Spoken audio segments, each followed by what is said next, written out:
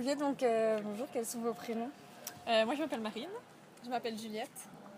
D'où est-ce que vous venez? De quel pays? Alors, on vient de Suisse et on fait partie de l'association Swiss Youth for Climate. Et qui consiste en quoi? Donc, on essaye de représenter la voix de la jeunesse autour de la politique climatique en Suisse, comme dans les conférences internationales, et de sensibiliser aussi les jeunes à cette thématique. Et puis le reste de l'année, quand il n'y a pas de conférence internationale, on fait des actions au niveau local pour essayer de sensibiliser la jeunesse suisse aux questions climatiques. Et pourquoi vous êtes ici concrètement par rapport à votre organisation? Premièrement, J'imagine. c'est pour se préparer pour la COP aussi, parce qu'on va à la COP après. D'accord. C'est surtout pour ça. Puis aussi pour rencontrer des autres gens, d'autres délégations, d'autres pays, pouvoir se coordonner et avoir aussi les avis des autres délégations sur ces négociations. D'accord. Qu'est-ce que vous attendez exactement de l'accueil? Ben justement d'être préparé, d'avoir des idées de comment faire du lobbying pendant la COP, faire des actions, avoir peut-être 2 ou 3 points clés de la jeunesse qu'on aimerait vraiment mettre en avant.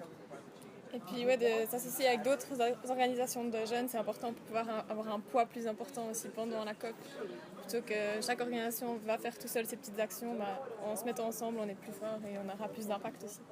Donc c'est un peu le but de rencontrer d'autres assos et puis d'essayer de se coordonner ensemble pour faire des actions qui aient un peu d'impact si possible, quoi. Oui. Et est-ce que vous pensez que votre pays est impliqué dans tout ça? Impliqué, oui, parce que tous les pays sont impliqués quelque part.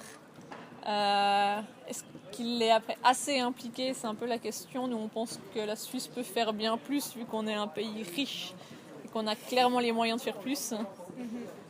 Et puis faire plus aussi sur le territoire suisse et puis aussi aider les pays du Sud à en faire plus aussi. Transmettre nos connaissances Et notre argent. Un peu notre argent, nos connaissances et puis essayer d'être un peu un leader. Parce que souvent on dit qu'on est leader mais en fait pour être vraiment un leader on devrait faire encore plus que ce qu'on fait déjà, je pense.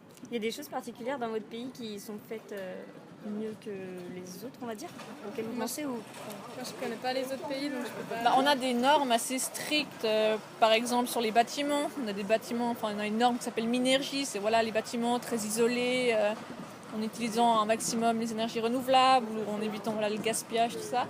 Ça c'est mis au point en Suisse depuis déjà longtemps et puis ça marche bien. Sur le transport, en Suisse on essaie beaucoup de faire les transports par train au lieu de faire par camion. Ça marche bien en Suisse. Donc là on est des leaders au niveau européen.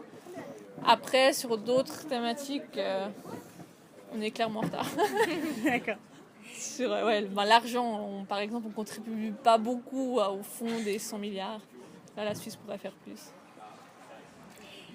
Qu'est-ce que vous pensez de la COP21? Est-ce que c'était un succès selon vous? Ça a été un premier succès, mais je pense que ça ait vraiment un succès, il faut que ça continue, il faut que les COP suivantes elles mettent en œuvre correctement. C'est super d'avoir réussi à avoir un accord parce qu'il y avait le risque de rien du tout. Donc c'est déjà un premier pas énorme. Et puis maintenant il faut justement le mettre en œuvre, il faut que les pays aient des objectifs ambitieux, puis puissent mettre en œuvre ça de manière correcte pour que ce soit véritablement un succès, je pense. Du coup, vous avez dit que vous allez aller à la COP22. Ouais. Vous avez un stand ou quelque chose? On n'a pas de stand. Par contre, on a une coopération avec la DDC. La DDC, c'est le département de Développement et coopération de la Suisse. Qui aura un stand sur la Green Zone, donc cette zone publique. Et en fait, ils sont intéressés à avoir des jeunes qui sont dans la Blue Zone, donc la zone de négociation. De négociation, qui fassent le lien en fait. Donc en fait, tous les jours, il y aura des associations de jeunes qui vont venir dans la zone verte pour expliquer ce qui se passe dans la zone bleue pour ceux qui ne peuvent pas y aller en fait. Voilà, et nous, on va participer à ça. D'accord, donc on peut vous retrouver là-bas. Oui. Ok, et est-ce que vous pensez que le fait que la COP22 se passe au Maroc, c'est bien, pas bien? Moi, je pense que c'est bien de donner la parole aussi aux pays du Sud et puis de montrer, c'est eux qui sont beaucoup impactés mais qui ne sont pas forcément responsables, énormément responsables. Donc c'est chouette de venir chez eux, de voir ce qui se passe chez eux et puis de donner un peu plus... de donner plus la de chance, poids. puis donner la chance aux pays du Sud de pouvoir un peu montrer ce qui se passe chez eux, quoi. Puis d'être un peu le leader, peut-être être un peu plus leader de ces négociations. On donner cette chance-là. D'accord, bah merci beaucoup. De rien. De rien.